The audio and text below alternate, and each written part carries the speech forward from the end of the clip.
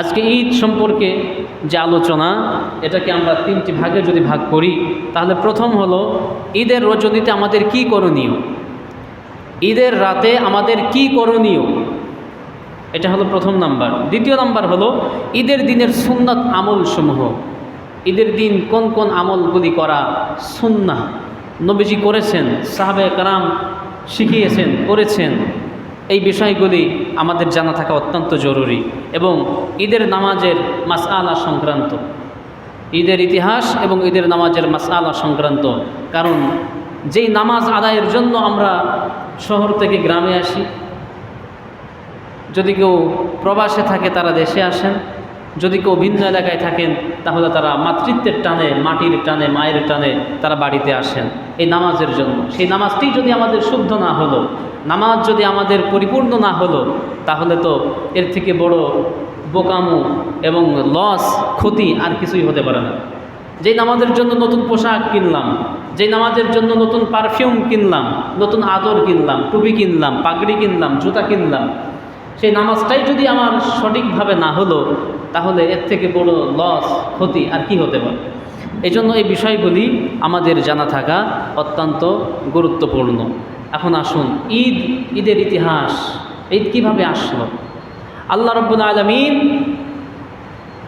আল্লাহর হাবিব সাল্লাল্লাহু আলাইহি সাল্লাম বলছেন, ঈদের ইতিহাস হলো আন আনাস রাদিয়াল্লাহু তাআলা আনহু قال قدم النبي صلى الله عليه وسلم إلى المدينة। আল্লাহর নবী সাল্লাল্লাহু আলাইহি সাল্লাম যখন মদিনায় আগমন করলেন, মক্কা থেকে মদিনায় যখন তিনি আগমন করলেন, তিনি দেখতে পেলেন ইয়ালআবুনা ফীহিমা, নবীজি দেখতে পেলেন যে মদিনার লোকেরা তারা দুইটি দিন, বছরের বিশেষ বিশেষ দুইটি দিন তারা আনন্দ করে, খেলতামাশা মানে খেলাধুলা করে, আনন্দ উল্লাস করে। এটা যখন তিনি দেখতে পেলেন, ফাকালা রাসূলুল্লাহ সাল্লাল্লাহু আলাইহি ওয়াসাল্লাম মা হাযানিল ইয়াওমান, নবীজি মদিনাবাসীদেরকে জিজ্ঞাসা করলেন, কারণ নবীজি ইতিপূর্বে ছিলেন তো মক্কাতে। কোথায় ছিলেন? তার জন্মস্থান মক্কায়। নবীজির বাপদাদার ভিটা হচ্ছে মক্কা, আর নবীজির নানির বাড়ি হলো মদিনায়। তো নবীজি সাল্লাল্লাহু আলাইহি ওয়াসাল্লাম যখন মক্কা থেকে হিজরত করে তিনি মদিনায় আগমন করলেন, দেখতে পেলেন যে নানি বাড়ির এলাকার লোকেরা, মদিনার লোকেরা তারা দুইটি দিন আনন্দ উল্লাস করে, মানে ঈদ, খুশি। তিনি জিজ্ঞাসা করলেন মা হাযানিল ইয়াওমান, এই দুইটি দিনের কি এমন বিশেষত্ব রয়েছে যে এই দিন তোমরা এভাবে আনন্দ ফুর্তি করো, আনন্দ উল্লাস করো? সাহাবীরা তখন বললেন, ক্বালু কুন্না নালআবু ফীহিমা ফিল জাহিলিয়া, তারা তখন নবীজির কথার উত্তর দিলেন, হে রাসূল, আমরা এই দুইটি দিন আনন্দ উল্লাস করি, এটা আমরা জাহিলি যুগে আমাদের আনন্দ উল্লাসের দিন হিসাবে বাছাই করে নিয়েছিলাম। মানে এটা আমাদের ধর্মীয় কোনো রেওয়াজ না, এটা আমরা আমাদের নিজেদের থেকে বানিয়ে একটা দিনকে ধার্য করে, এই যেমন ধরেন পহেলা বৈশাখ, ঈদ আসতেছে সামনে, পহেলা বৈশাখ। আসলে বলেন তো, পহেলা বৈশাখ কি আমাদের কোনো আনন্দের দিন? আমাদের জন্য ঈদের দিন না, বাঙালি সংস্কৃতি একটা দিন হচ্ছে পহেলা বৈশাখ, যার প্রচলন করেছিলেন সম্ভবত সম্রাট আকবর বা ওই সময় থেকে। কিন্তু এটা কিন্তু মুসলমানদের জন্য না, এটা হলো বাঙালি সংস্কৃতি, এটা দেশীয় রেওয়াজ। বাঙালি বলতে শুধু আমরা বাংলাদেশি না, এটা ভারত আছে, আমরা আছি, পশ্চিমবঙ্গ সহ এই তাদের রেওয়াজ ছিল। এবং এর বিশেষ فقال النبي صلى الله عليه وسلم إن الله قد أبدلكم الله بهما خيرا منهما, আল্লাহর নবী বললেন, অবশ্যই আল্লাহ রাব্বুল আলামিন তোমাদের এই দুই দিনের থেকেও উত্তম দুইটি দিন তোমাদেরকে দান করবেন। তার মধ্যে একটি হলো ইয়াউমুল ফিতর ওয়া ইয়াউমুল আযহা, একটা হলো ঈদুল ফিতর, শাওয়ালের চাঁদ দেখার পরের দিন, আরেকটি হলো ইয়াউমুল আযহা, অর্থাৎ জিলহজ মাসের 10 তারিখে যেই কোরবানি করা হয়, যে নহর করা হয়, সেই দিন। এই দুইটি দিন আল্লাহ তাআলা কদ আবদালাকুমুল্লাহু খায়রাম মিনহুমা, যেই দুই দিন তোমরা আনন্দ করতে তার থেকেও উত্তম দিন, উত্তম দিনে তোমাদেরকে পরিবর্তন করে দিলেন। কাজেই এই দুই ঈদ আসার পরে মুসলমানদের জন্য আর কোনো ঈদ থাকতে পারে না। অনেকে বলে ঈদে মিলাদুন্নবী, আসলে ঈদে মিলাদুন্নবী বলতে কোনো ঈদ নাই। নবীজির জন্ম বৃত্তান্ত, নবীজির ঈদ, নবীজির মাওলুদ, তার জন্ম, এটা একটা খুশির বিষয়। তো তবে সেটা গতানুগতিক কোনো ঈদ নয়। তো এই জন্য মুসলমানদের আনন্দ উল্লাসের জন্য আল্লাহ সুবহানাহু ওয়া তাআলা দুইটি দিন দিয়েছেন। সেটি হলো একটা ঈদ উল ফিতর, যেটা আগামীকাল আমাদের দেশে সংগঠিত হবে, আমাদের ভারতীয় উপমহাদেশে। অথচ ইতিমধ্যেই গতকালকেও আমাদের দেশে অনেক জায়গায় এই চাঁদপুরে ওখানে নাকি ঈদ হয়ে গেছে। দেখলাম এক ইমাম সাহেব নামাজ পড়াচ্ছেন মাত্র 7 জন মুসল্লি নিয়ে। ঈদ তাদের করা শেষ। আসলে এর কোনো ভিত্তি নাই। এটা হলো ব্রেন ওয়াশ করে, এমনভাবে তাদের ব্রেনকে শয়তান ওয়াশ করে যে এরা ভালো মন্দ আর কিছু বুঝতে পারে না, রাত দিন বুঝতে পারে না। পৃথিবীর কোথাও ঈদ হয় নাই, আমাদের বাংলাদেশের চাঁদপুরে ঈদ হয়ে গেছে, মুসল্লিও 7 জন। তো এটা কোনো ঈদ নয়। ঈদ হতে হলে চাঁদ যেমন দেখা লাগে, রাষ্ট্রপ্রধান, সরকার প্রধান ঘোষণা দিবে, সরকারিভাবে ঘোষণা হবে, একটা এলাকার বা একটা দেশের সকল জনগণ একসঙ্গে ঈদ পালন করবে। এটা হচ্ছে ঈদের বিভিন্ন শর্ত সারায়াত রয়েছে। তো এটা হলো ঈদের ইতিহাস, যে নবীজি সাল্লাল্লাহু আলাইহি সাল্লাম মক্কা থেকে মদিনায় আসলেন, মদিনাবাসীদেরকে ঈদ পালন করতে দেখলেন, তিনি জিজ্ঞাসা করলেন, তারা বললেন এটা জাহেলি যুগের রেওয়াজ। নবীজি বললেন চলবে না জাহেলি যুগের রেওয়াজ, এখন ইসলাম এসেছে। যা আল হাক্কু ওয়া যাহাকাল বাতিল ইন্নাল বাতিলা কানা যাহুকা, এসেছে সত্য, দূর হয়েছে মিথ্যা, আর অবশ্যই মিথ্যা এগুলি দুর্বৃত হওয়ারই জিনিস। মিথ্যা কখনো সুপ্রতিষ্ঠিত হতে পারবে না। কাজেই যখন এই ঈদ আল্লাহ তাআলা দিলেন, ইয়মুল ফিতর এবং ইয়মুল আদহা দিলেন, পূর্বের সকল আনন্দ উল্লাসের দিন সব খালাস হয়ে গেল। এই পহেলা বৈশাখ কি, কিসের কোন বৈশাখ, কিসের কোন দিবস? কোনো দিবসে মুসলমানেরা ধর্মীয় রীতি মেনে অথবা ধর্মীয় বিশ্বাস থেকে তারা আনন্দ উল্লাস করতে পারে না। আর দেশীয় রেওয়াজ হিসাবে যতটুকুন করলে পরে সামাজিকতা রক্ষা হয় এবং ধর্মের উপরে কোনো চুনকালি না লাগে, ততটুকুন আপনি করতে পারেন। আল্লাহ তাআলা আমাদেরকে বোঝার তৌফিক দান করুন, আমিন। এই ঈদ আমরা করব চাঁদ দেখে।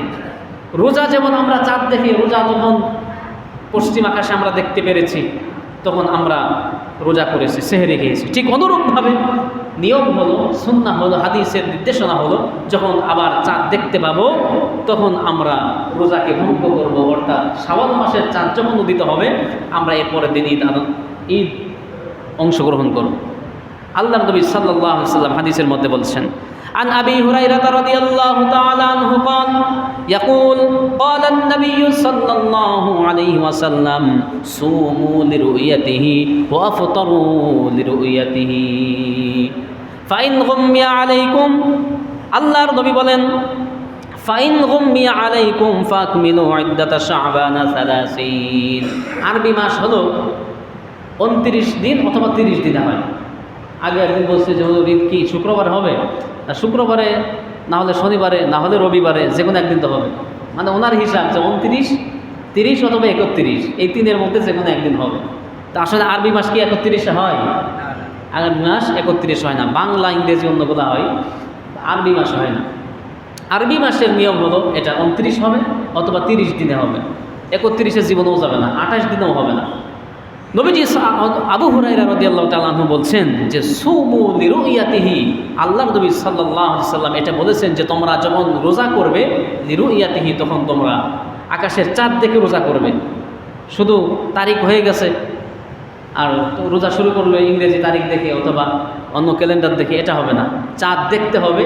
আর আপনি যদি চাঁদ নাও দেখতে পারি, রাষ্ট্রীয় টেলিভিশনে, রাষ্ট্রীয় খবর মাধ্যমে, রাষ্ট্রীয় যোগাযোগ মাধ্যমে এটা সরকার প্রধান ঘোষণা দিবে।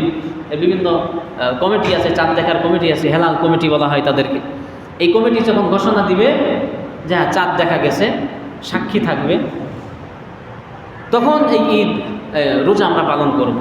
তো সুমু লিরুইয়াতিহি ও আফতারু লিরুইয়াতিহি, আর যখন তোমরা রোজাকে ভঙ্গ করবে অর্থাৎ যখন ঈদ আসবে সেটাকেও তোমরা চাঁদ দেখেই করবে। আমরা তো চেয়ে থাকি সৌদি আরবের দিকে, চাঁদের দিকে চেয়ে থাকি না। সৌদি আজকে ঈদ মানে আমাদের কালকে কনফার্ম, কিন্তু আসল নিয়ম কিন্তু এটা না। হ্যাঁ, এটা এখন আমাদের হয়ে গেছে, তাই এটা যেহেতু ভৌগোলিক দিক থেকে এমনভাবে আল্লাহ তাআলা ফিটিং করে দিয়েছেন যে ওদের ঈদ মানে পরের দিন আমাদের ঈদ, এর কোনো মায়ের নেই। তো আসল সুন্নাহ হলো চাঁদ দেখা। চাঁদ দেখা কিন্তু একটি ইবাদত ভাই। চাঁদ দেখা, আমরা তো চাঁদ দেখি না। সৌদি হয়ে গেছে মানে কি চাঁদও দেখা হয়ে গেছে, আর চাঁদের খোঁজও নিই না। রমজানের চাঁদও আমরা দেখি না, এটা খুবই দুঃখজনক। চাঁদ দেখতে হয়, চাঁদ দেখে চাঁদকে সালাম জানাতে হয়, একটা দোয়া আছে, দোয়াটাও করতে হয়, এটা বরকতের কারণ। এই জন্য আজকে হলো চাঁদ দেখা যাবে, চাঁদ দেখা যাবে, এই চাঁদ দেখার জন্য অংশগ্রহণ করবেন। আমরা ছোটোবেলায় পেয়েছি, আমরা একসাথে এরকম 50, 100, 70, 80 জন দেখতাম, চাঁদ দেখতাম, হই হুল্লোড় করতাম, সালাম দিতাম চাঁদ মামাকে। এখনকার বাচ্চারা কিন্তু এগুলো করে না, করে? বাচ্চারা শিখবে কোথা থেকে? আমাকে আপনাকে দেখে শিখবে। আপনি বলবেন আপনার ছেলেকে, আপনার নাতিকে যে দাও চাঁদ দেখো, ফাঁকা মাঠে যাও, ছাদের উপরে যাও, অমুক রাস্তার কিনারায় যাও, চাঁদ দেখে আসো। এটা তাদেরকে বলতে হয়, অথচ আমরা অন্য কাজে বলি, এই ভালো কাজে বলি না। চাঁদ দেখাটাও ইবাদত। চাঁদ দেখবেন, চাঁদকে সালাম দিবেন, দোয়া পড়বেন, এটা নবীজি করতেন, চাঁদ দেখে দোয়া পড়তেন। তো আসল কথা হলো চাঁদ দেখে রোজা রাখা এবং চাঁদ দেখে রোজা ভঙ্গ করা, অর্থাৎ ঈদে অংশগ্রহণ করা। ফাইন গুম্মিয়া আলাইকুম, আল্লাহ নবী বলছেন যদি আকাশ মেঘাচ্ছন্ন থাকে, যেমন গতকালকে ছিল আকাশ প্রচুর মেঘ ছিল, আকাশ মেঘাচ্ছন্ন হলে তো চাঁদ দেখা যাবে না। তখন নবীজি বললেন ফাইদ্দাতুন সালাসুন, তখন তোমরা 30 দিন পূর্ণ করবে এই মাস, অর্থাৎ রমজান মাসকে 30 দিনে পূর্ণ করবে। তো আমাদের এটা হয়েছে, 30 দিনে পূর্ণ হয়েছে আলহামদুলিল্লাহ। 30টি রোজা, এটা আল্লাহ পাকের একটি নিয়ামত।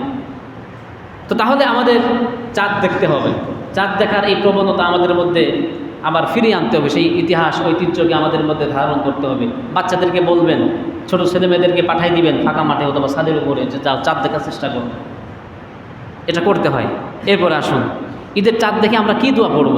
আল্লাহ নবী সাল্লাল্লাহু আলাইহি ওয়াসাল্লাম, আসলে মুসলমানদের এমন কোনো কাজ নাই যেই কাজ তার জন্য ইবাদত নয়। সে যদি সুন্নাহ ভিত্তিক আমল মানে কাজ করে, সকালে ঘুম থেকে ওঠার পর থেকে নিয়ে রাতে আবার বিছানায় যাওয়ার আগ পর্যন্ত যতগুলি কাজ করবে সব কাজে তার সওয়াব আছে, সব কাজ আল্লাহ নবীর দেখানো কাজ, পদ্ধতি রয়েছে, সুন্নাত রয়েছে। তো চাঁদ দেখবেন, চাঁদ দেখে কি বলবেন? দেখুন নবীজি কি বলতেন। আন তালহা ইবনে উবাইদুল্লাহ, ইনি একজন বিশিষ্ট সাহাবী, আল্লাহ নবীর সাহাবী। তিনি বলছেন যে কানা ইযা রাআল হিলাল, যখন নবীজি সাল্লাল্লাহু আলাইহি ওয়াসাল্লাম হেলাল দেখতেন, হেলাল মানে নতুন চাঁদ, যখন নতুন হয় তখন এই চাঁদের নাম হলো হেলাল। যখন নবীজি হেলাল চাঁদ দেখতেন তখন বলতেন আল্লাহুম্মা আহিল্লাহু আলাইনা, হে আল্লাহ আপনি এই চাঁদকে আমাদের জন্য মঙ্গলময় করুন। এই চাঁদকে বিল ইয়ামনি ওয়াল ঈমান, বিল ইয়ুমনি ওয়াল ঈমান, এই চাঁদ আমাদের জন্য মঙ্গলময় করুন, তাকে আমাদের জন্য শান্তিময় করুন। অর্থাৎ এই যে চাঁদ উদিত হয়েছে, এই 1 মাস চাঁদ থাকবে, আমরা যেন এই চাঁদ যেমন শান্তিতে ওঠে, শান্তিতে আবার অস্ত যায়, আস্তে আস্তে ধীরে ধীরে পূর্ণ হয়, ছোট হয়, বড় হয়, এর কোনো মারামারি নাই, ধরাধরি নাই, এভাবে চাঁদের মতো আমাদেরকে আপনি শান্তিময় করে দিন। ওয়াল ঈমান, আমাদের ঈমানকে শান্তিময় করুন, ঈমানের মধ্যে যেন আমাদের খতরা না হয়। ওয়াস সালামাতি ওয়াল ইসলাম, আমাদের জীবনে শান্তি দেন, আমাদের ধর্মের মধ্যে শান্তি দেন, ইত্যাদি ইত্যাদি। তো এই যে চাঁদ দেখার পরে চাঁদকে অভিবাদন জানানো, তাকে সালাম জানানো, দোয়া পড়া, এটি একটি ইবাদত। অন্ততপক্ষে যদি দোয়া নাও পড়তে পারেন তো চাঁদ দেখলেন আর আল্লাহ শুকর আদায় করলেন যে আলহামদুলিল্লাহ চাঁদ দেখতে পেরেছি, আগামীকাল আমাদের ঈদ উল ফিতর অনুষ্ঠিত হবে। এই যে অন্ততপক্ষে চাঁদটা দেখা, এটাও একটা ইবাদত। আর যদি দোয়া পড়তে পারেন তাহলে তো ডাবল ইবাদত। আল্লাহ তাআলা আমাদেরকে সেই সুযোগ করে দেন, সকলে বলি আমিন। ভাইয়েরা আমার, এরপরে আসুন, অনেক বিষয় রয়েছে যেগুলি বলা আসলে অনেক সময় সাপেক্ষ। 5টি এমন রাত আছে যেই রাতগুলিতে যদি কোনো ইমানদার ব্যক্তি সওয়াবের নিয়তে এবং আল্লাহ তাআলার রেজামন্দি হাসিলের জন্য ইবাদত করে, 5টি রাত, বছরে 5টি রাত এমন আছে যেই রাতগুলিতে ইবাদত করলে পরে হাদিসের মধ্যে আসছে ওয়াজাবাত লাহুল জান্নাহ, আল্লাহ তাআলা ওই বান্দার জন্য জান্নাতকে ওয়াজিব করে দিবেন। সুবহানাল্লাহ। হাদিসের মধ্যে আল্লাহর নবী সাল্লাল্লাহু আলাইহি ওয়াসাল্লাম বলছেন, কি বলছেন? আল্লাহর নবী বললেন আন মুআয ইবনে জাবাল রাদিয়াল্লাহু তাআলা আনহু, হযরত মুআয ইবনে জাবাল, তিনি ছিলেন রাষ্ট্রপ্রধান, ইয়ামেনের শাসক ছিলেন হযরতে মুআয ইবনে জাবাল। তিনি একই দিক থেকে নবীজির সাহাবী। কিছুদিন পরে তাকে গভর্নর করে পাঠানো হলো ইয়ামেনে। তো তিনি বলছেন যে আল্লাহর নবী সাল্লাল্লাহু আলাইহি ওয়াসাল্লাম বলছেন মান আহিয়াল লায়ালিল খামসুন, যেই ব্যক্তি 5টি রাতে ঘুম কামাই করে ইবাদত বন্দেগী করবে আল্লাহর সন্তুষ্টির জন্য, ওয়াজাবাত লাহুল জান্নাহ, তার জন্য আল্লাহ তাআলা জান্নাতকে ওয়াজিব করে দিবেন, অবধারিত করে দিবেন। সুবহানাল্লাহ। এই 5টি রাত কি, এর ব্যাখ্যা তিনি দিচ্ছেন। লাইলাতুত তারবিয়া, একটা হলো 8 জিলহজ, জিলহজ মাসের 8 তারিখ, এটাকে বলা হয় ইয়াউমুত তারবিয়া। এই যে মিনা মুজদালিফায় আরাফাতের ময়দানে হাজী সাহেবরা যে অবস্থান করে, এটাকে বলা হয় ইয়াউমুত তারবিয়া। এই তারবিয়ার রাতে যদি কোনো ব্যক্তি আল্লাহর সন্তুষ্টির জন্য ইবাদত বন্দেগীতে রাতটি যাপন করে, রাত কাটিয়ে দেয়, এটা হলো 1 নম্বর রাত। ওয়ালাইলাতুল আরাফা, ইয়াউমে আরাফা, ইয়াউমে তারবিয়া 8তম দিন, 9ম দিন হলো ইয়াউমে আরাফা। হাজী সাহেবরা যে আরাফাতের ময়দান অবস্থান করে, হাজী সাহেবের আরাফাতের ময়দান অবস্থান করছে, আর আপনি কি করতেছেন? বাসা বাড়িতে অথবা আপনি যেখানে থাকেন সেখানে ইবাদত বন্দেগী করতেছেন রাত্রে জেগে। এটা হলো 9 জিলহজ। 3 নম্বর রাত হলো ওয়ালাইলাতুন নাহার, ইয়াউমুন নাহার, অর্থাৎ যেদিন আমরা কুরবানি করি, ঈদের রাত। এই ঈদের রাত, কুরবানির ঈদের রাত, এই রাতে যে ব্যক্তি ইবাদত বন্দেগী করবে। ওয়ালাইলাতুল ফিতরি, লাইলাতুল ফিতর, অর্থাৎ এই যে আজকের যে রাত আসতেছে, ঈদুল ফিতরের রাত। ওয়ালাইলাতুন নিসফি মিন শাবান, এবং শাবান মাসের মধ্য রজনী, অর্থাৎ আমরা যেটাকে বলি আমাদের ভাষায়, প্রচলিত ভাষায় শবে বরাত, আমরা যেটাকে বলি ইবাদত বন্দেগী করে কাটিয়ে দেয়। আল্লাহর নবী বলছেন, হযরতে মুআয ইবনে জাবাল তিনি বর্ণনা করছেন যে নবীজি ঘোষণা দিয়েছেন ওয়াজাবাত লাহুল জান্নাহ, ওই ব্যক্তির জন্য আল্লাহর জান্নাত অবধারিত হয়ে যায়। সুবহানাল্লাহ। এখন আমরা একটু মিলাই যে এই রাতের মধ্যে সবথেকে অবহেলায় আমরা যে রাতগুলি পার করি, তার মধ্যে 2টি রাত, একটা হলো ঈদুল ফিতরের রাত আর ঈদুল আজহার রাত। এই রাত মেয়েদের কাছে মানেই হলো সাজো আর সাজো। আর কে কি মার্কেট করেছো, এক আপা আর এক আপারে দেখাও, এক যা আর এক যার কাছে নেও, এক বোন আর এক বোনকে ফোনে দেখাও, ইত্যাদি ইত্যাদি। এই সারা রাত একটাই মাথার মধ্যে কিলবিল করে এইভাবে কাটিয়ে দেয়, সাজুগুজু আর এই কেনাকাটা মার্কেটিং নিয়ে এই রাত পার। এটা হলো মেয়েদের অবস্থা। পুরুষের কি অবস্থা? পুরুষ আমরা আমাদের হিসাব কিতাবের বিষয় থাকে, আর যারা একটু মানে যুবক বা তরুণ এই বয়সের, এরা এই রাতগুলিতে সারা রাত জেগে জেগে বন্ধুদের সাথে আড্ডা দিবে অথবা আতশবাজি ফুটাবে। বিভিন্ন জায়গায়, গতকালকেই শুনেছি রাতের বেলা বিভিন্ন জায়গায় গান চলছে। রমজানের ওই রোজার শেষে এলো খুশির ঈদ। হ্যাঁ, গান তো খারাপ না, গান ভালো, যদি তার সঙ্গে না বাদ্যযন্ত্র থাকে। তো আজকে রাত থেকেই শুরু হয়ে যাবে গান বাজনা, আজকে রাত থেকেই শুরু হবে মাইকিং চলবে, মাইকিনের সাথে গান, অমুক জায়গায় বাড়িতে বক্স বাজতেছে, গান বাজতেছে, এগুলি সম্পূর্ণ নিষিদ্ধ, হারাম। মুসলমানের ইবাদতের সঙ্গে, মুসলমানদের আনন্দ উল্লাসের সঙ্গে এই কুফফারদের আবিষ্কৃত আনন্দ উল্লাস মিশ্রণ করলে এই ইবাদত আল্লাহর সামনে, আল্লাহর জন্য গ্রহণযোগ্য হবে না, আল্লাহর কাছে গ্রহণযোগ্য হবে না। এই জন্য আতশবাজি বাচ্চারা ফুটায়, এগুলি আপনারা যতটা পারেন টুটি চেপে ধরবেন। মানে যতটা পারেন, আগে দিয়েছেন 500 টাকার কিনে, এখন 200 টাকার দেন। এবছর 200 টাকার করেছেন, সামনে বছরে 100, এরপরে 50, তারপরে 0, দিবেনই না। কারণ এই বাজি বুজি ফুটানো এগুলো মুসলমানদের জন্য যায় না। এগুলি কাদের জন্য? মুসলমানদের জন্য যায় না। অথচ আমরা বাচ্চা নামাজ পড়ে, বাচ্চা ভালো, বাচ্চা ঠিক আছে, আমিও নামাজি, রোজা করেছি, এটাকে পড়েছি, অনেক কিছু করেছি, আবার এই আতশবাজি ফুটাচ্ছি। এতে কী লাভ? এটা অবশ্যই। আল্লাহ তাআলা বলছেন সূরা বানী ইসরাঈল 15 নম্বর পারা, আল্লাহ তাআলা বলছেন ইন্নাল মুবাজ্জিরিনা কানু ইখওয়ানাশ শায়াতিন ওয়া কানাশ শাইতানু লিল ইনসানি কাফুরা। আল্লাহ বলছেন যারা অপচয় করবে, সম্পদের অপচয় করবে, এরা হলো শয়তানের ভাই। ইখওয়ানাশ শায়াতিন, শয়তানের ভাই। কাজে এই কাজকে করবেন না, আতশবাজি ফোটানো, খামোকা টাকা পয়সা নষ্ট করা, মানুষের ঘুম হারাম করা। মানুষ ভয় পায় অনেক সময়, হঠাৎ করে ছাদের উপরে ভুগতেছে, বাড়ির পাশে ভুগতেছে, চমকে ওঠে, বাচ্চারা ভয় পায়, ঘুমোতে পারে না, ইবাদতে বিঘ্ন হয়। এই বিষয়গুলি খুব খেয়াল করবেন। এগুলি মুসলমানদের ইবাদত বন্দেগীর সঙ্গে, মুসলমানদের আনন্দ উল্লাসের সঙ্গে এই গান বাজনা, আতশবাজি এগুলি চলে না, এগুলি যায় না, এগুলি সম্পূর্ণ নিষিদ্ধ, শয়তানের আমল, আমালুশ শাইতান। এটি হলো শয়তানের আমল। ইন্নাহু লাকুম আদুউম মুবিন। আর শয়তান হচ্ছে তোমাদের স্পষ্ট দুশমন, প্রকাশ্য দুশমন। এই জন্য এই রমজান মাসের 1 মাস রোজা, ইবাদত বন্দেগী আমাদের জন্য বিফল না হয়, এদিকে আমাদেরকে লক্ষ্য রাখতে হবে। এটা বলে আমি সংক্ষিপ্তভাবে ঈদের ইতিহাস এবং চাঁদ দেখা ইত্যাদি কিছু আমল দিয়ে কথা বললাম এই পর্যন্ত। এখন আসুন আমাদের দ্বিতীয় যে আলোচনার বিষয়টি ছিল সেটি হলো ঈদের দিনের কিছু সুন্নাত পদ্ধতিতে আমল। ঈদের দিনের সুন্নাত পদ্ধতির আমল 1 নম্বর, সেটি হলো আপনি আপনার মহল্লার মসজিদে ফজরের নামাজ আদায় করবেন। 1 নম্বর আমল কি? একটু বলেন না, 1 নম্বর আমল কি? আপনার মহল্লার জামে মসজিদে আপনি ফজরের নামাজ জামাতের সাথে আদায় করবেন। এটা হলো 1 নম্বর আমল। আপনি যদি ফজর না পড়েন, ঈদের নামাজ আপনার জন্য না। কথা বুঝতে পেরেছেন? কি বললাম একটু বলেন না, কি বললাম? ফজর না পড়লে ঈদের নামাজ আপনার জন্য না। অথচ দেখা যায় অনেকে নামাজ কয়টায় এখানে? 8:30টায়, 7:30টায় প্রথম জামাত। আলহামদুলিল্লাহ। দেখা যায় অনেকে 6টার সময় ঘুম থেকে উঠবে, উঠে বিরাস টিরাস করবে, এরপরে শেষ না। এরা আবার আগের কাতারেও যাবে অনেকে। এটা দুঃখজনক। এই নামাজ নামাজ না ভাই, এটা হলো সামাজিকতা রক্ষা করলেন আপনি, ধর্মীয় নীতি আপনি ফলো করলেন না। তাহলে ঈদের দিনের সর্বপ্রথম আমল হচ্ছে আপনি ঈদের দিনে ফজরের নামাজ আপনার মসজিদে জামাতের সঙ্গে আপনাকে আদায় করতে হবে। জামাতের সঙ্গে নামাজ আদায় করার পরে জিকির আজকার যা দোয়া কালাম পড়লেন, চলে যাবেন গোরস্থানে। আপনার দাদা শুয়ে আছে, আপনার ভাই বিরাদার বন্ধু স্বজন আত্মীয় স্বজন এলাকাবাসী শুয়ে আছে, তাদেরকে স্মরণ করার দরকার আছে না নাই?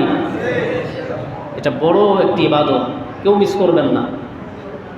খুব বড় একটি ইবাদত, কারণ তারা চেয়ে থাকে আমাদের দিকে, যারা মরহুম হয়ে গেছে, কবরবাসী হয়ে গেছে, আমাদের দিকে চেয়ে থাকে। দেখি টাকা পয়সা ঘর বাড়ি সব তো রেখে আসলাম, বউ বাচ্চা নিয়ে শুধু আনন্দই করে নাকি আমাদেরকে একটু মনে টনে করে। তারা পথ চেয়ে থাকে।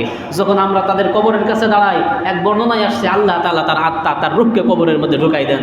কবরে শুয়ে শুয়ে সে তার আওলাদদেরকে দেখতে থাকে। সুবহানাল্লাহ। বিভিন্ন বর্ণনায় বিভিন্নভাবে আসছে। তো যে কোনো একটা কিছু হয়, তারা বুঝতে পারে, তারা দেখতে পারে, আল্লাহ তাদেরকে দেখান। তো এই কাজ আজকে ফজরে আলহামদুলিল্লাহ অনেক মুসল্লি ছিল, প্রায় এরকম ছিল।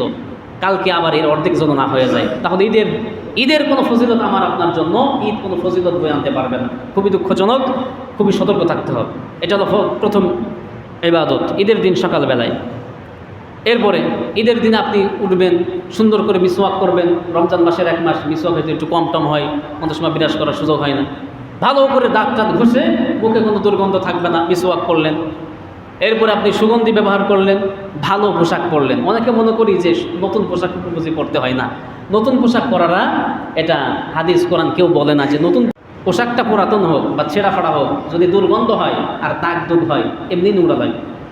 এই জন্য পরিষ্কার পরিচ্ছন্ন যেই পোশাকটা আপনার সব থেকে ভালো মার্জিত, এই পোশাকটা পরে আপনি নামাজের জন্য বের হবেন, রওনা হবেন। নতুন হওয়া কোনো আবশ্যকীয়তা নাই। এরপরে আপনি কি করলেন? নতুন পোশাক, ভালো পোশাক পরলেন, সুগন্ধি ব্যবহার করলেন, এক রাস্তা দিয়ে যাবেন আর এক রাস্তা দিয়ে আসবেন। ঈদের নামাজ এখানে আপনি যত সম্ভব চেষ্টা করবেন ওই রাস্তা ঘুরে অথবা এই রাস্তা ঘুরে যাওয়া। যদিও অনেকের সময় সংকলন হয় না, কিন্তু এই ফজিলত যদি আপনাকে পেতে হয় যে নবীজি এভাবে করতেন। নবীর তো ঘরের সঙ্গে এই যে দরজা, এই যে মেহরাবের সামনে দরজা খুলতেন মসজিদ থেকে আবার তিনি ঘরে ঢুকতেন, রুমে ঢুকতেন। এভাবে ছিল নবীজির হুজরাখানা। মসজিদ আর নবীজির বাড়ির মধ্যে শুধুমাত্র একটা দেওয়াল ছিল। দেওয়াল মানে কি? ওই যে খেজুর গাছের বাকলের একটা বেড়া ছিল। তো তিনি নামাজ তো এখানে হবে, তিনি আর এক রাস্তা দিয়ে ঘুরে আসতেন। তো এই জন্য এই আমলটি আমাদের প্রত্যেকের করা উচিত। যাদের এই সাইডে বাড়ি তারা চেষ্টা করবেন এই দিক দিয়ে ঘুরে ঈদগায় যাওয়া, যাদের ওই সাইডে তারা চেষ্টা করবেন এই রাস্তা দিয়ে ঘুরে আসা। এভাবে করে যেই রাস্তা দিয়ে যাবেন তার অপোজিটের ভিন্ন রাস্তা দিয়ে বাড়ির দিকে রওনা করবেন। এটা হলো আর একটি সুন্নতি ইবাদত। ঈদের নামাজের সবথেকে গুরুত্বপূর্ণ হলো যে 6 তাকবীর বা 12 তাকবীর, যেই তাকবীরে যে এলাকায় নামাজ পড়ানো হয় সবই হাদিসের মধ্যে আসে। যেমন আহলে হাদিসের ভাইয়েরা তারা বিভিন্ন জায়গায় 12 তাকবীরে ঈদের নামাজ আদায় করে, কিন্তু আমরা যারা হানাফি মাযহাবকে অনুসরণ করি আমরা 6 তাকবীরে ঈদের নামাজ সমাপ্ত করি। দুটোটাই হাদিস দ্বারা প্রমাণিত, দুটাই সহিহ। যারা যেটা করবে সেটাই হয়ে যাবে। এখন বাকি কথা হলো যে ঈদের নামাজ আপনি আদায় করলেন, কিন্তু ঈদের নামাজের পর যে খুতবা হয়, এই খুতবার সময় কমিটিরা যারা ম্যানেজমেন্টে যারা থাকে আর কি ওখানে বিভিন্ন দায়িত্বে, তেনারা হয়তো হিসাব কিতাব নিয়ে ব্যস্ত হয়ে পড়েন। ইমামকে কত টাকা দিতে হবে, কোথায় কত খরচ হলো, এই বিষয় নিয়ে তারা হিসাব কষাকষি শুরু করে। এটা খুবই দুঃখজনক এবং খুবই লস প্রজেক্ট আপনার জন্য, যে এত বড় একটি মহৎ দিন, পবিত্র দিন, আপনি সঠিকভাবে ইবাদতটা করতে পারলেন না। এই বিষয়টি খুব খেয়াল করবেন। যখন আরবি খুতবা হবে, আপনি আরবি খুতবার সময় কোনো কথা বলতে পারবেন না। টাকা কে দিল তাকে রসিদ দিচ্ছেন, এটাও করতে পারবেন। জুমার নামাজে অনেক সময় এরকম দেখা যায়, যখন আরবি খুতবা হবে কে টাকা দিল, কে রসিদ নিল, কই হিসাব কাকে দিবেন না দিবেন এই বিষয়গুলি এই আরবি খুতবার সময় চলে না, এগুলি আগে পরে সেরে নেবেন। ঈদের মাঠে একই নিয়ম, যখন খুতবা হবে কোনো কথা হবে না, চুপচাপ বসে থাকবেন। নবীজি বলছেন যে যদি তোমার যদি ভালো মনে হয় তাহলে এই জিনিস তুমি এখানে বসে বসে আমার খুতবা শোনো, আর যদি তোমার মন না চায় তাহলে ইজহাব, এখান থেকে দূর হও, বের হয়ে যাও, তুমি এখানে শৃঙ্খলা নষ্ট করো না। নবীজি সরাসরিভাবে বলছেন ইজহাব, এখান থেকে চলে যাও, দূর হয়ে যাও। আর যদি মঙ্গল বোঝো, তোমার জন্য মঙ্গল দরকার, তাহলে এই জিনিস এখানে বসো আর বসে বসে তুমি খুতবা শোনো। খুতবা কি পড়ছে আরবিতে কিছুই বুঝি না, বোঝার দরকার নাই, শোনাটাই হচ্ছে ইবাদত। আর যা কিছু বোঝার এগুলি তো আগেই বলা হয়, এই যে বাংলা আলোচনা করা হয় আগেই করা হয়। তো এই জন্য খুবই সংক্ষিপ্তভাবে বলা হলো কথাগুলি।